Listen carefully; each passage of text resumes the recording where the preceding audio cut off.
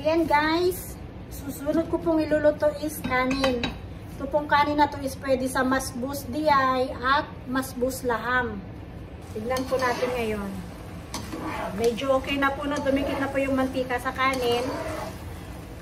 Lagyan na po natin siya ng tubig. 3 cups po yung rice na ginamit ko. So, kukuha po ako sa pinagsabawan ng mantika, sabawan ng manok kanina, yung nilaga.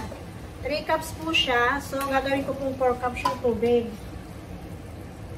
2, 3, 4. Yan po siya ha. 3 cups sa 4 cups na tubig lang. Ito palang bigas po is binabad ko po muna siya ng 20 minutes ha para medyo lumambot. Para madali po siyang maluto. Yan lang po eh. Hayaan ko lang po siya ha. Hayaan ko lang natin. Pakuluan lang po yan ng konti.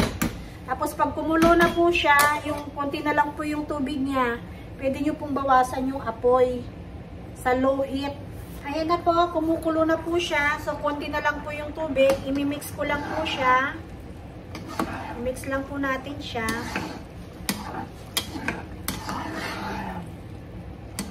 So ngayon, ilo-low heat ko na lang po siya. Lagay ko na lang po siya sa low fire. Okay po. Tatakpan ko po muna siya ha. Slow heat.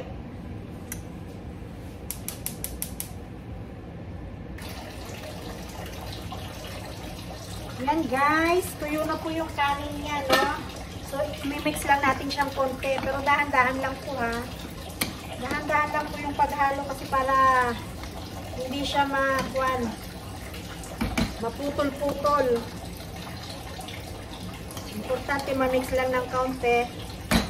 Last part na ito. So, hayaan lang po natin siyang maluto na. Okay na yan.